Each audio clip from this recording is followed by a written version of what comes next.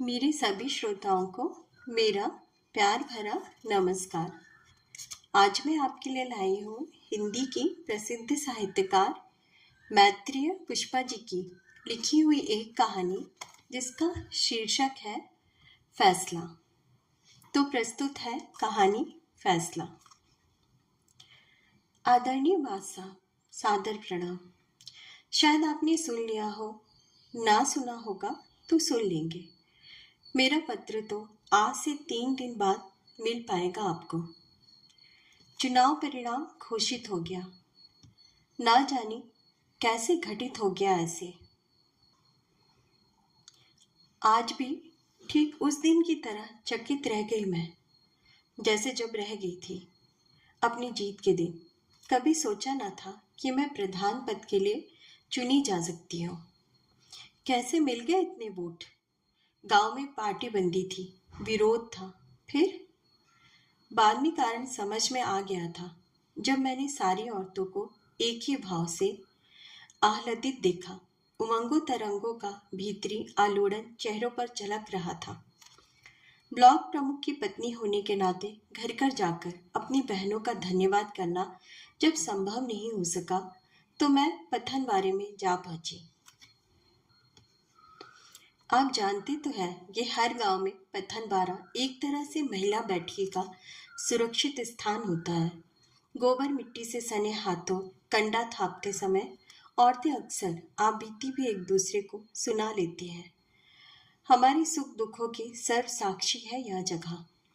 वैसे मेरा पथनवारे में जाना अब शोभनीय नहीं माना जाता।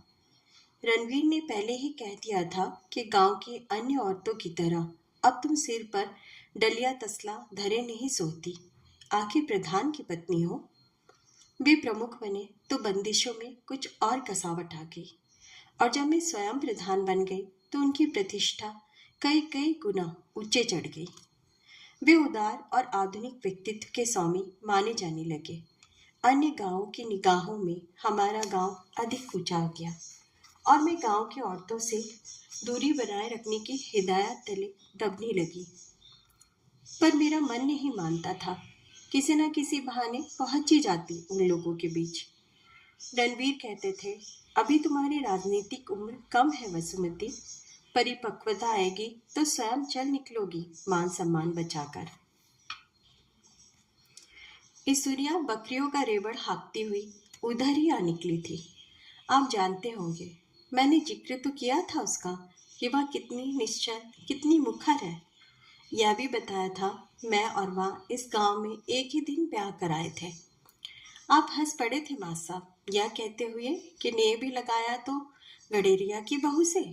वाह वसुमती, बड़ी चौचीती नजर है उसकी। जब तक मैंने घूंघट उलटकर गांव के रूखे पेड़ों, घर मकानों, गली मोहल्लों को निहारा ही था, तब तक उसने हर द्वार देहरी की पहचान कर ली, हर आदमी को नाप जोख लिया। शर्माना सपचाना नहीं है ना उसके स्वभाव में। गांव के बड़े बुजुर्गों का नाम इस तरह लेती है जैसे वह उनकी पुरखिन हो। ऊंच नीच, नाते रिश्ते, जात कुजात के आडंबरों से एकदम मुक्त है। वह खड़ी खड़ी आवाज मारने लगी, ओ बसुमती, रन्ना की, रणवीर की दुल्हन, ओ पिरमुखनी। सब हंस पड़ी। बोली, बसुमती, लो आ गई आपकी अम्मा। दादी टेर रही है तुम्हें, हुंकारा दो प्रधान जी। वह हाथ में पकड़ी पतली संटी फटकारती बकरियों को पिछियाती हुई हमारे पास ही आ गई। झमक कर बोली, प्रधान हो गई हो अब तो, चलो सुख हो गया। किसी ने खास ध्यान नहीं दिया। संटी उठाकर जोर से बोलने लगी, सब जनी सुनो, सुन लो कान खोल के, बरोबरी का जमाना आ गया। अब ठटरी बंधे, मर्द मारा कूटी करे, गारी गरोज दे, मायके ना भेजे, पीहर से रुपया पैसा मंगवावे। क्या कहते हैं कि दायजे के पीछे सतावे, तो बैन सूद ही चली आना बसुमती के ढिंग। लिखवा देना कागज, करवा देना नठुओं को जेहल। ओ बसुमतिया, तू रणवीरा की तरह अन्याय तो नहीं करेगी, कागज दाब तो नहीं लेगी। सलिया ने हमारे हाथ पांव तोड़े तो हमने लीलो के लड़का से तुरंत कागज लिखवाया था कि सिराकर दरबार हमारी गुहार सुने। रणवीर को हमने खुद पकड़ाया था जाकर। उन दिनों सलीका हल हल कांपने लगा था। हाथ तो क्या, उल्टी सूधी जुबान तक नहीं बोल पाया कई दिनों तक। हमारे जाने रन्ना ने कागज दाब लिया। सलीका शेर बन के चढ़ाया छाती पर। बोला, जहल करा रही थी हमारी हत्यारी। हमने भी सोच ली है कि चाहे 2 बकरियां बेचनी पड़े, पर तेरे कागज की ऐसी तैसी। संटी फेंक कर सूर्या ने अपनी बाहें फैला दी। सलूका उघाड़ दिया। गहरी खरोचों और घावों को देखकर सखियों के होठ उदास हो गए। खिलते चेहरों पर पाला पड़ गया मासा। हंसी दिल लगी ठिठुर कर ठूठ हो गई। गोपी ने हंसने का उपक्रम किया।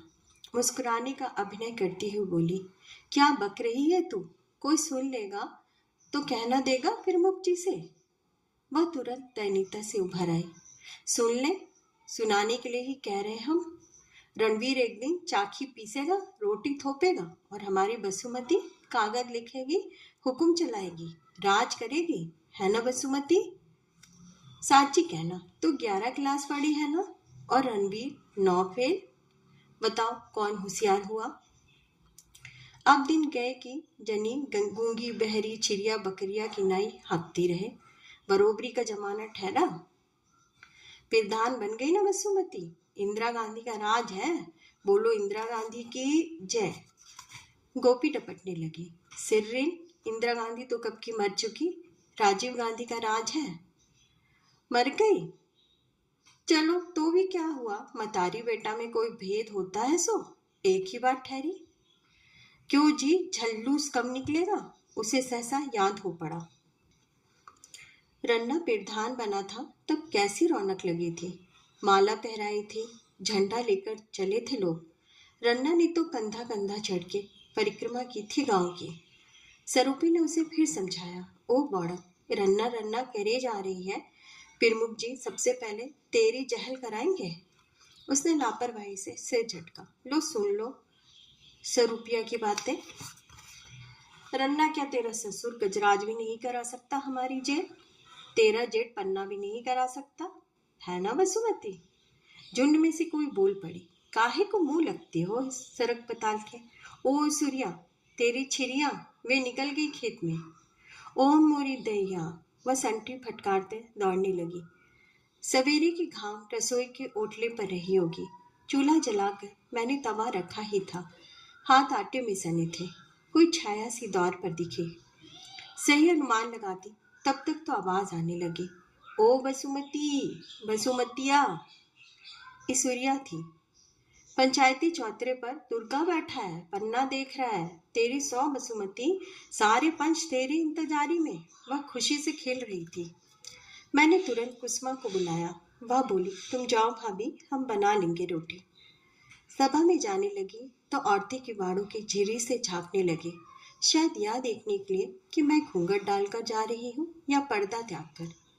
माथे तक साड़ी का किनारा, न घूंघट था न खुला चेहरा। रास्ते में गोपी मिल गई। ईश्वरिया को छेड़ने लगी। बसुमती भाभी तो सभा में जा रही है, तू कहाँ जा रही है ईश्वरिया? वह तमक गई। चल गोपिया की बच्ची, हम बसुमती के सेक्रेटरी ठहरे, सभा में जा रहे हैं, पंचों को टोकते नहीं है। छिरिया कहाँ गई आज? छिरिया चराने सलीका चला गया। जान गया कि मर्द औरत बरोबर हो गए। बेटा अब चलो छिरिया चुगाने। हम चबूतरे के समय पहुंचने ही वाले थे कि रणवीर आते दिखाई दिए।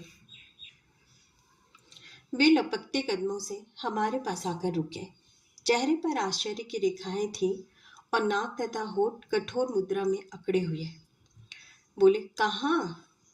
उत्तर सूर्या ने दिया। प्रमुख जी, हम पंचायत में जा रहे हैं, आगाही छोड़ो, रास्ता दो। उसके कहे वाक्यों को सुनकर वे मुझसे मुखातिब हुए। घर चलो तुम। ईश्वरिया मुंह बाय खड़ी रह गई।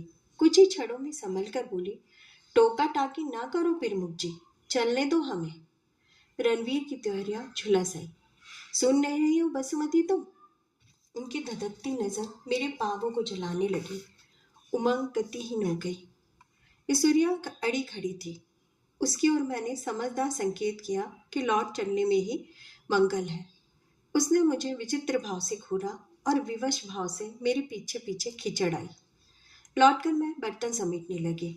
कुसुमा के अनकहे प्रश्नों का उत्तर मेरे पास नहीं था। घुटन जो की तो ठहरी हुई थी सीने में। ऐश्वर्या आंगन में बैठी बड़बड़ा रही थी। लो, हद हो गई कि नहीं? हौदा पर तो बसुमती और राज करे रणवीर। अरे, अपनी पिरमुखी संभारे पिरधानी से अब इन्हें क्या मतलब? कुसुमा से नहीं रहा गया। मतलब कैसे नहीं है? राम कृष्ण कुमार से रुपया वसूल करने हैं। बनी सिंह को वचन दे रखा होगा। भाभी जाती तो क्या मालूम उल्टा हो जाता फैसला। बेचारे राम किशुन ने छान छप्पर के कारण अपना बैल बेच डाला था कि बिन छत के कैसे रहे चौड़े में। बनी सिंह राजछत पहले तो बैल खरीद ले गया और खलिहान उठाते ही आ गया लौटाने। कहता है यह मरगिल्ला बैल उसे नहीं चाहिए, लौटाओ रुपया। अब कहाँ से आवे रुपया? छान बेच दे क्या? छान बिकती है क्या? कौन करे न्याय? रणवीर तो गरीब को ही मारेंगे। तुम चली जाती तो बच जाता कुम्हार का। ऐश्वर्या भारी कदमों से लौट गई अपने घर। बादशाह मेरी आत्मा में किरचे चुभती रह गई। लौटकर रणवीर ने खूब समझाया था। पंचायती चबूतरे पर बैठती तुम शोभा देती हो, लाल लिहाज मत उतारो। कुल परंपरा का ख्याल भी नहीं रहा तुम्हें। औरत की गरिमा आड़ मर्यादा से ही है। फिर तुम क्या जानो गांव में कैसे कैसे धूर्त है। उस दिन के बाद पंचायती चबूतरे से प्रधान की टेक निरंतर उठती रही। लोग जानते थे कि रणवीर इस बात को पसंद नहीं करते, फिर भी बुलाने चले आते। मैं ही पस्त हिम्मत थी या कि पति की प्रति छाया मेरे भीतर निवास करती थी। दहरी उलांघते ही कोई बरसने लगता। हम हैं तो सही, अब तक भी तो कर रहे हैं, तुम्हें क्या जरूरत है बाहर आने की। उत्तर में मन उफनता। आक्रोश के सवाल की सीमा तक होठ खुलते, मगर पत्नी होने के नाते सब कुछ सिराने लगता। दूध की झाग सा बैठ जाता विरोध। मासा, मैंने कितने दिनों तक सोचा था कि दस्तखत नहीं करूंगी, करने दो मनमानी। रणवीर रजिस्टर लिए चारपाई पर बैठे थे। मैं कामों में उलझी थी। सवेरे का समय वैसे भी खाने पीने से लेकर दूध घी की सार संभाल में निकल जाता है। ऊपर से मजूरों का कलेव पानी। वे आवाज दे चुके थे शायद कई बार। मैं फिर भी खाली नहीं हुई। सुनो, मैं लिखत पढ़त कब का निपटा चुका। तुम्हें दस्तखत करने का समय नहीं? मैं नहीं पहुंची। वे झल्ला उठे। कब तक बैठा रहूं? ब्लॉक पहुंचना है मुझे। 1 हफ्ते से घुमा रही हो। धोती के पल्ले से हाथ पोंछते पहुंच गई मैं। उनके निकट जा खड़ी हुई। लो करो दस्तखत। उन्होंने खुला पेन पकड़ा दिया। तुम सोच क्या रही हो? अभी तक तो 20 बार कर चुके होते। मैंने खुला पेन बंद कर दिया। आंखों में सवाल का जंगल लुकाया। भटकती रही मैं। क्या रणवीर उबार नहीं सकते मुझे? आसपास से नुकीले कांटे यूं ही छेदते रहेंगे। रणवीर इसी तरह चले होंगे अपने प्रधान काल में, या किसी दूसरी तरह। पूछना तो चाहिए ना, शायद कोई मार्ग। रणवीर। वे मुख खोले देखते रहे। मजूर आए थे मेरे पास, कहते थे कि अभी तक 11 पत्थरों की ढुलाई की मजदूरी। गांव की औरतें ताना देती हैं कि भली हुई तुम प्रधान, अपने दौरे पर ही पक्का खरंजा करा लिया, अपनी गली ही पत्थरों से जड़ ली। हमसे क्या बैर था बहन कि हमें कीचड़ में ही छोड़ दिया। बच्चों को स्कूल भेजते डर लगता है। छत आज गिरी कि कल, तुम्हारे अलावा कौन सुधरवा सकता है उसे? कौन कहेगा कि ये प्रमुख का गांव है? गड्ढों में पानी, पानी में मच्छर, कूड़ा कचरा, घर घर जूड़ी ताप, कुछ दवा दारू होती, गड्ढों की पुराई होती, जैसे लालपुर में। कुछ भी तो नहीं हुआ जवाहर रोजगार योजना के पैसे से। रणवीर की आंखें फैलती चली गई। निगाह धीरे धीरे खोलने लगी। उनकी आंखों से ऐसे अग्नि बाण बरसने लगे कि मैं खड़ी खड़ी भस्म होने लगी। मासा, मेरे बोल तपते तवे पर बड़ी चींटों की तरह जलने लगे। गांव की औरतें कह रही थी या तुम? ये गांव की औरतें कब से बोलने लगी? प्रधान के कर्तव्य और अधिकार वाली पुस्तिका रट्टी है क्या? तुम प्रधान हो या एमएलए? उनके चेहरे को क्रूर हंसी ने ढांप लिया। हमसे तो कभी किसी ने कुछ नहीं पूछा और तुमसे इतने सवाल। रणवीर की भाषा बड़ी तीखी थी। कांपते हाथों से चुपचाप लिख दिया, बसुमती देवी, दस्तखत। इस रुपये को जिस दिन हस्ताक्षर करके लाई थी, उस दिन स्वर्ग के सपनों में विचरा करती थी। चमचमाते स्कूल और पक्की गलियों की था थी मन में। वर्षा की रौ में ढहे झोपड़ों को सवार देने की आकांक्षा की थी। हाथ पर हाथ धरे बैठे बेरोजगारों के घर दुर्दिनों में चूल्हा जलाने की बात सोची थी। बीमारों के दर्द को हरने के लिए कुछ दवा गोली की साथ थी। बसुमती देवी, इन 6 अक्षरों ने सपनों के घरौंदों का कड़ कड़ रौंद डाला। एक वृद्धा ने आकर किवाड़ खटखटाया। ओ बेटा बसुमती। पानी का घड़ा घड़ोची पर रखती तब तक रणवीर का छोटा भाई देववीर जा पहुंचा दौर पर। क्या है दादी? बेटा, तनक अपनी भौजाई को भेज। पंचायत के लिए बुलाने आई हो क्या? और काहे को लिपा जाएंगे भैया? दादी, जाओ यहाँ से। भैया घर पर नहीं है, भाभी नहीं जा सकेगी। काहे नहीं जा सकेगी? प्रधान नहीं है क्या वहां? पंचायत में तो जाना ही पड़ेगा भैया। तुम लड़ाई करवाओगे हमारे घर में। लड़ाई की क्या बात ठहरी बेटा? ये तो पहले ही सोचनी थी तुम्हें। मैं पौर में आ चुकी थी। बूढ़ी अम्मा ने देख लिया, वे पांवों पर गिर पड़ी। बेटी बसुमती, लाचारी तो समझ हमारी, फिर हमारे जमाई को छुट्टी नहीं मिलेगी। लाम की नौकरी ठहरी, हमारी बेटी का न्याय फैसला करवा बहू। मैं खड़ी खड़ी उनकी सुनती रही। बेटी, लड़की का दर्द देखा नहीं जाता। बाप राक्षस है, चैन से जीना नहीं बंधा हमारे भाग में। कहते कहते वृद्धा के कोए भीगने लगे। धार बह उठी झुर्रियों भरे मुख पर। क्या करती, कोई चारा न था। सांत्वना थी मेरे पास, सो देती रही। न्याय मिलेगा अम्मा, भरोसा रखो। पंच अन्याय थोड़े ही करेंगे। उस समय ना जाने कैसे निर्णय डेढ़ डाला कि ठिठके कदम अम्मा के संग चल पड़े। देव भी रोकता रह गया। फैसला करवा कर आई तो अपूर्व दोष में भीगी हुई थी। आत्मविश्वास और प्रेमी निष्ठा के साथ लिया निर्णय।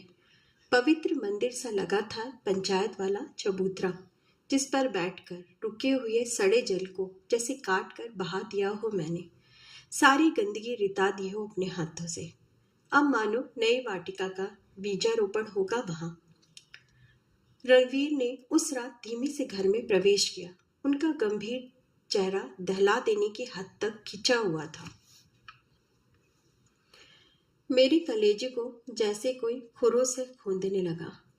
सनसनाती आधी रात में उनका स्वर धीमे से ही बहा, लेकिन भीतर घुला जहर मुझे सिर से पांव तक नहलाता चला गया। कचहरी करने का इतना शौक था तो बाप से कहकर वकालत पढ़ ली होती। बार बार मना करने पर भी मुझसे जवाब नहीं बना उनके कहे वाक्य का। यह रोज रोज की नौटंकी, रात दिन की नाटकबाजी, बताओ कब बंद करोगे? रणवीर ने घर के शून्य में विस्फोट किया। डर के कारण घिघी बनने लगी। लगा कि पूरी देह में कपकपी की लहरें उठ रही हैं। औचक की बोल पड़ी। मैं अपने आप नहीं गई थी, अम्मा और उनकी बेटी बुलाने आई थी। हर देह का दुख कौन नहीं जानता? सबसे ज्यादा तो तुम जानती हो। हरदेह गिड़गिड़ा रही थी, कहती थी, रणवीर भैया नहीं समझेंगे मेरा पीर। तुम औरत हो भाभी, मेरा दुख समझो, न्याय करो। पति की लाम की नौकरी है, छुट्टी अब 2 साल बाद ही मिल पाएगी। पूरे 7 साल निकल गए इसी तरह। हमारे दादा तो सोचते हैं कि मुझे भेज दिया तो दामाद 1 पैसे का मनी ऑर्डर नहीं करेगा। ताले में बंद कर देते हैं मुझे, इनसे नहीं मिलने देते। अम्मा किसी तरह खोल दे तो पता चलते ही घर में हड़कंप, गंदी गंदी गालियां। 3 बार शहर जाकर खत्म कराया है पेट का बच्चा। तुमने देखे हैं भाभी ऐसे बाप? अब की बेर बचा लो, इनके संग भिजवा दो। तुम्हारा जस नहीं भूलूंगी भाभी, जन्म भर। हरदोई रो उठी थी। मैंने उसकी गुहार फिर भी नहीं सुनी। यही सोचती रही, काश तुमने फैसला कर दिया होता। ये आंखें काट कर बोले, कैसा फैसला? जैसा तुम करके आई हो। जंगल में रह रही है हरदी। बेटी आपकी घर की बाप की घर। वह मल्टेरिया कहाँ रखेगा उसे?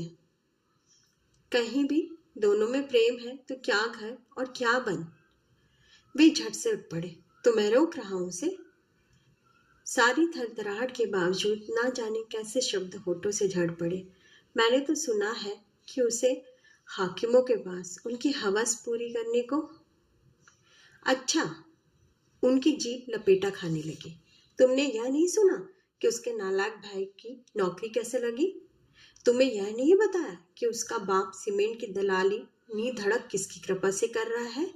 कि पक्का मकान कैसे उठा है? किस हितू की हिमायत पर हो रहे हैं सारे काम? मेरा तो उसमें कोई लाभ नहीं। तुम तो सारी कथा जानते हो, फिर क्यों नहीं छुड़ाते उसके बाप के फंदे से? तुमने छुड़ा तो दी मेरे खिलाफ फैसला, इस तरह छीछा लेकर। मेरा ऐसा इरादा कतई नहीं था। फिर उस दिन कैसा इरादा था जब राम सिंह को पुलिस पकड़ ले जा रही थी? क्यों भागी थी पुलिस वैन के पीछे पागलों की तरह, होश खोकर? क्या कहते होंगे दरोगा जी? क्या सोचते होंगे लोग? यही कि प्रमुख की पत्नी का ऐसा कंजर तरीका। शर्म से गड़ गया ना मैं। आगे नाटक रचे तो समझ लेना कि सुनो, राम सिंह दोषी नहीं था, निर्दोष को सजा। वे क्रोध से कांपने लगे। सुन ले और समझ ले अपनी औकात। मजबूरी में खड़ी करनी पड़ी है तू। मैं दो दो पत्नी नहीं रख सकता था एक साथ। सोचता था पत्नी से अधिक भरोसेमंद कौन? उनके चेहरे पर भरोसेमंद शब्द कहते हुए जहरीली हंसी उतर आई, जो मेरे कलेजे में धार करती चली गई। वह पूस की ठंडी रात थी, शिला की तरह जमा देने वाला शीत। मैं बाहर ही बैठी रही। ठिठुरन के मारे मुंह घुटनों में गाड़ लिया। हाथ पांव सुन्न होने लगे थे। मन बड़ा बेचैन था। लगा कि इसी समय या घर या गांव या धरती आसमान त्याग जाओ, कहीं चली जाओ। दो हिस्सा रात निकल गई होगी। उसी धुन में लगा कि परछाई सरकती चली आ रही है। पावों की आहट पर चेहरा उठाकर देखा, रणवीर थे। वे समीप आ बैठे, सिर पर हाथ फेरते हुए मनुहार करने लगे। चलो भीतर सो चलकर, ठंड बहुत है, कहाँ मानो। धोती झाड़ती हुई मैं बुद्ध की तरह उठ बैठी, अकड़ी हुई सी। न विरोध करने की इच्छा हुई, न उलाहना देने की आत्मीयता जागी। बैरंग भावना के चलते अपने आप को ढकेलती रही कमरे के भीतर। वे समझाते रहे, पति पत्नी में कोई अंतर होता है? पगली, एक दूसरे के लिए ही जीते मरते हैं। गांव वालों को लेकर बिरथा अपने मन में क्लेश पाल बैठी। हमसे जलते हैं सब। देखा नहीं जाता कि पति प्रमुख और पत्नी प्रधान?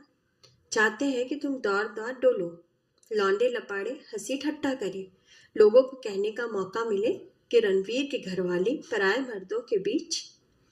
आपको याद होगा मां साहब, जिस दिन मैं प्रधान बनी थी, उस दिन आपने एक छोटी सी चिट्ठी लिखी थी मेरे नाम। उसमें मेरे सुखद भविष्य की, मेरे पति परायण होने की कामना की थी आपने। साथ ही नया सूरज ढूंढने की आस जगाई थी। संबंधों को जीतने की चुनौती भेजी थी। लिखा था, बसुमती, अपने आंगन में सत्य के खंभे गाड़कर ईमानदारी की छान डालो कि दीन दलित त्रस्त अभिशप्त छाह पा सके। यह कहाँ तक संभव हो पाता है आप भी जानते होंगे। लेकिन आपकी उस लिखावट ने मुझे विचलित अवश्य कर दिया।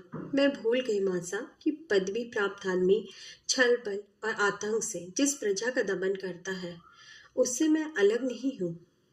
काश मैं सूर्या होती, आड़ मर्यादा की दीवारों के बाहर खुले आकाश तले, कुलीन कही जाने वाली थोथी परंपराओं के धर्म से परे।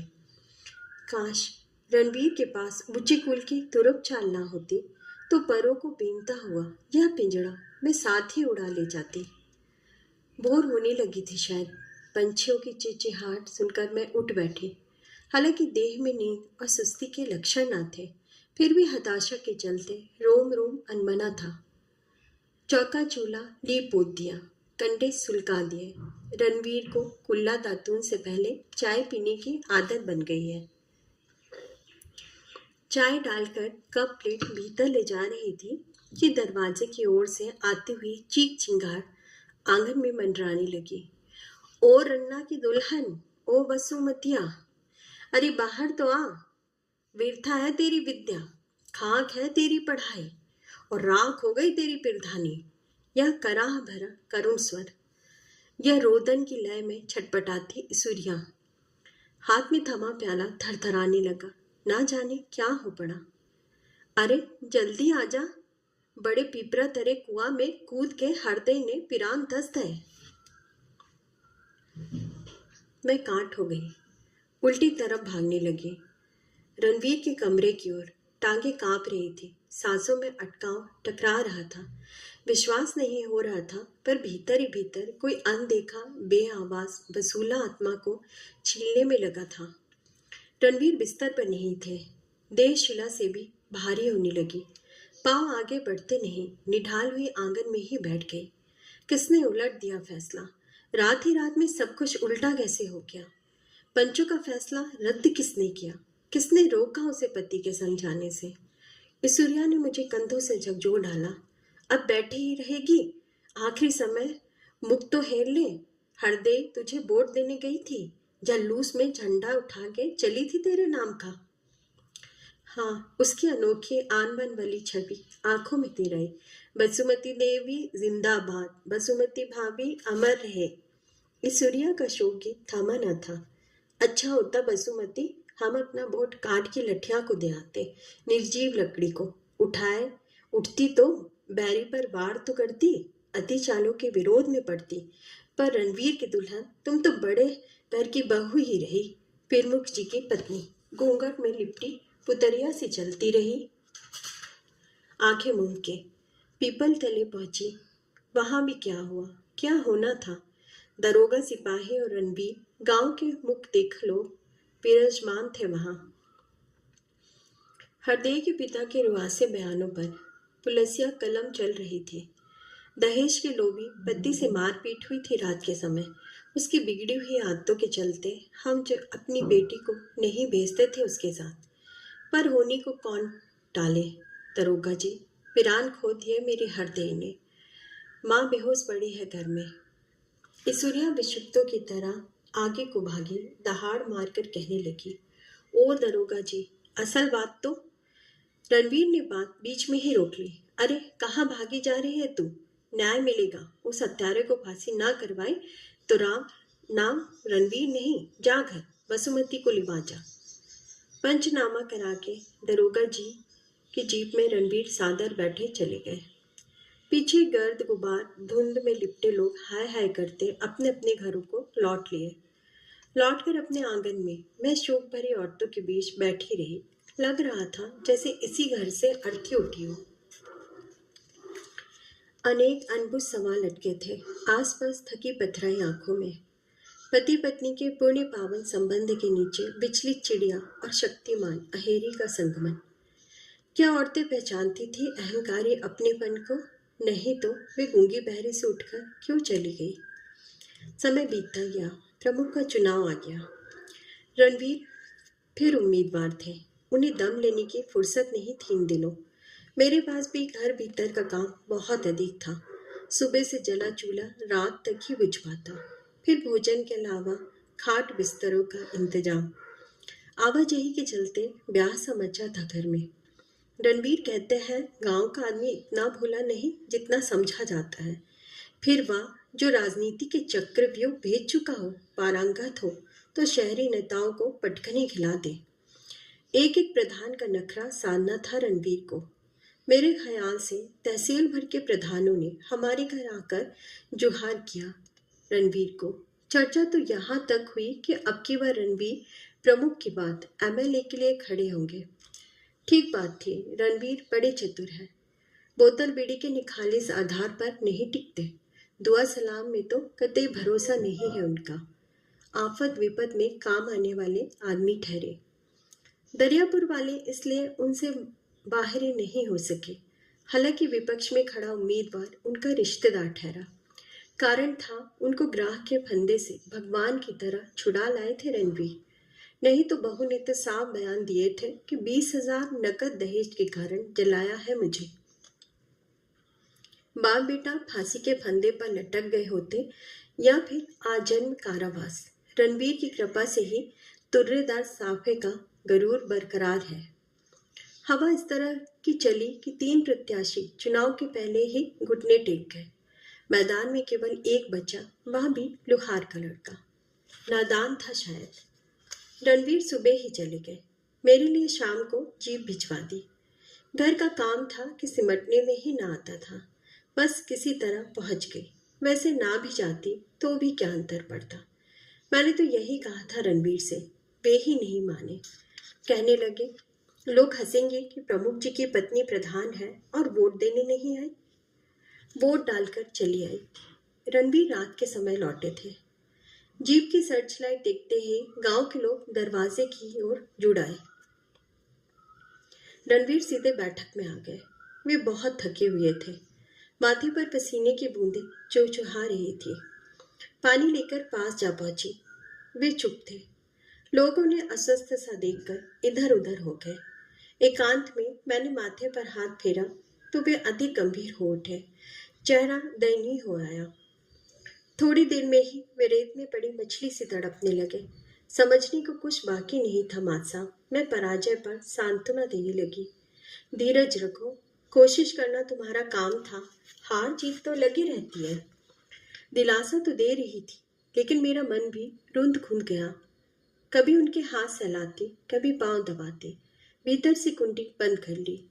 मात साहब, यह लिखने की बात नहीं कि पति को धीरज देने का हर संभव प्रयत्न किया था मैंने।